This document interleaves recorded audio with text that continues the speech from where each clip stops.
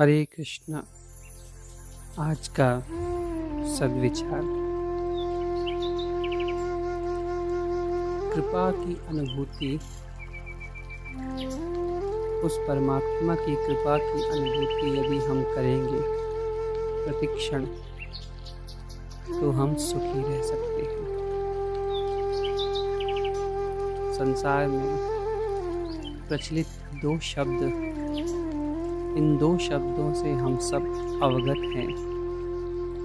पहला शब्द है आस्तिक और दूसरा नास्तिक। वस्तुतः आस्तिक और नास्तिक केवल संबोधन मात्र ही है।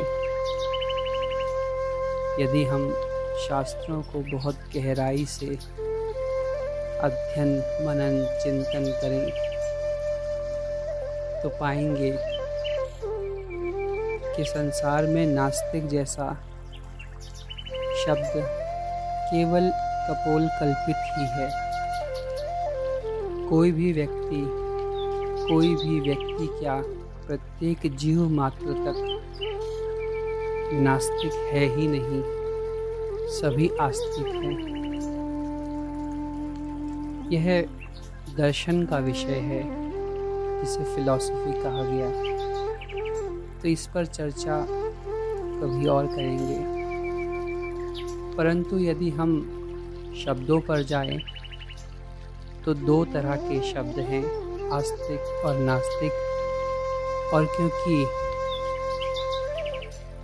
हम और आप सब भक्त आस्तिक शब्द के अंतर्गत संबोधित किए जाते हैं, या यूं कहें हम आस्तिक व्यक्ति हैं, आस्था रखते हैं ईश्वर पर।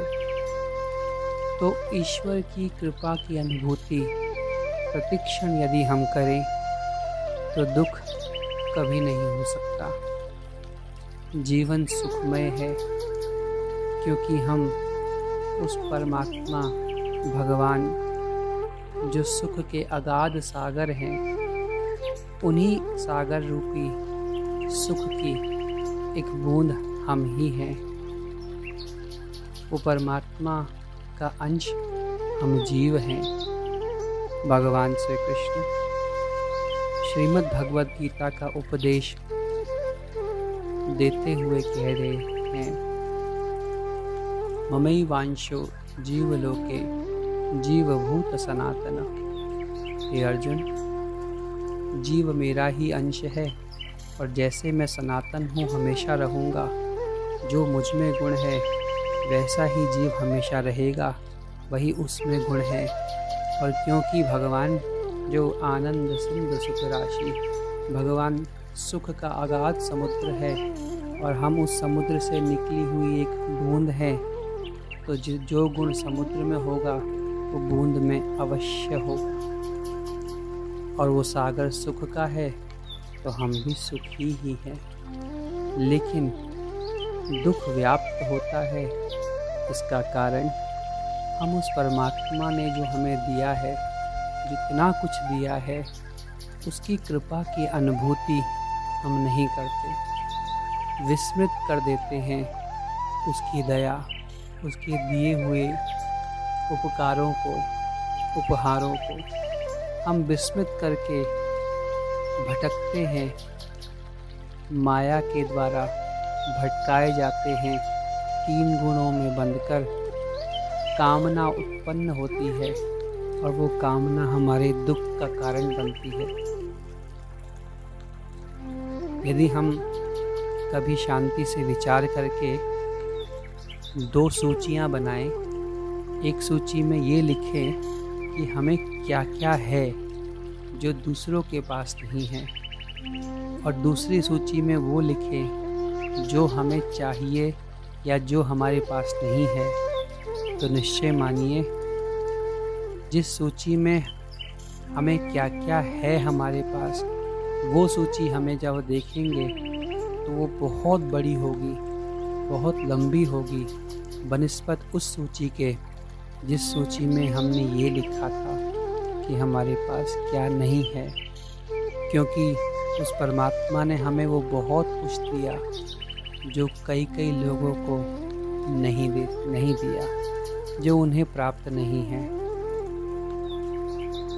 यदि हम इस प्रकार सोचें तो संतोष रहेगा, और संतोष रहेगा तो हम सुखी रहेंगे। सुख का कोई और अधिक यत्न करने की आवश्यकता नहीं है।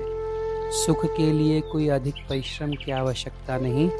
सुख केवल ईश्वर की कृपानुभूति को हम महसूस करें तो हम सुखी रह सकते हैं, क्योंकि ये निश्चय मानिए उस परमात्मा ने हमें बहुत कुछ दिया है। एक व्यक्ति बड़ा दुखी रहते थे। वो हमेशा तुलना करते देखते दूसरों को कि उनके पास ये है और मेरे पास नहीं है, और इसी तुलना के कारण अपने को हीन समझते, दुखी रहते। यद्यपि परमात्मा ने उन्हें एक अच्छी नौकरी दी थी, धन पर्याप्त होता था, परिवार दिया, सुंदर पत्नी दी, बच्चे दिए, स्वस्थ शरीर दिया, सभी कुछ दिया, परंतु वो दूसरों को देखते और अपनी तुलना करते तो दुखी हो जाते। ये उनका स्वभाव बन गया था। एक दिन वो व्यक्ति अपनी बेटी को विद्यालय छोड़ने गए। पैदल ही गए, क्योंकि उनके पास कोई साधन नहीं था। जब विद्यालय पहुँचे तो वो देखते हैं कि अनेक अभिभावक अपने बच्चों को छोड़ने आ रहे हैं।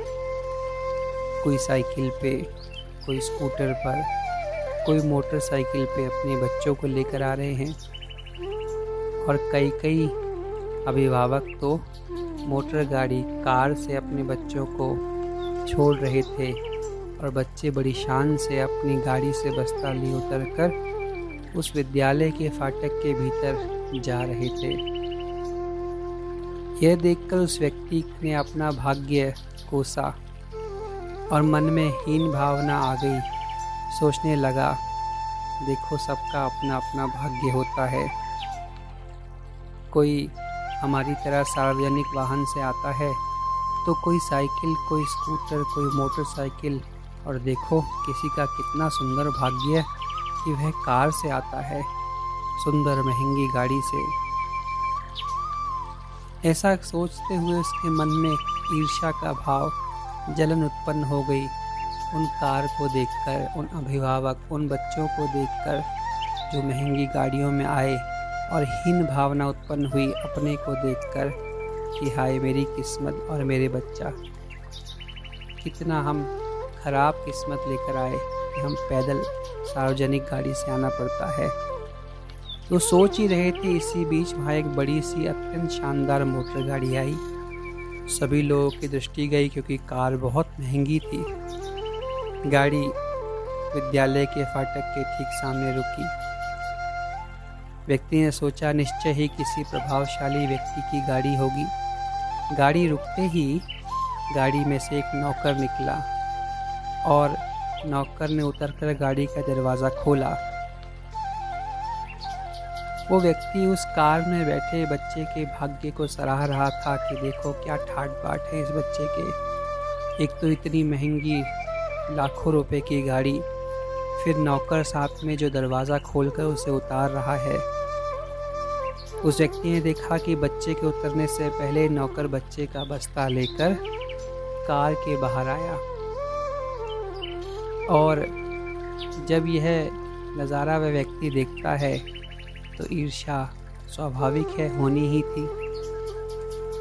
इसके पश्चात वो व्यक्ति देखता है कि नौकर ने बच्चे के बाहर आने के लिए गाड़ी का दरवाज़ा बहुत ध्यान से खोला, परंतु यह क्या, दरवाजे में से उस महंगी चमचमाती लाख रुपए की गाड़ी में से 2 बैसाखियाँ बाहर निकली, और उसके बाद निकला एक विकलांग छात्र जो बड़ी कठिनाइयों से बैसाखियों पर अपना शरीर संभाल कर किसी तरह विद्यालय के फाटक तक पहुंचा, और वहां पर साथ चल रहे नौकर ने उसका बस्ता उसे पकड़ा दिया और वो व्यक्ति देखता रह गया कि बड़ी ही कठिनाइयों से अपने शरीर को संभालते हुए उस बच्चे ने अपने बस्ते को, अपने स्कूल बैग को भी संभाला और बहुत कठिनाई हुई उसे अंदर तक जाने में। यह देखकर उसका सब ईर्ष्या, सब असंतोष जाता रहा। कुछ क्षण अवाक सा हो गया और अपने पर उसे ग्लानि होने लगी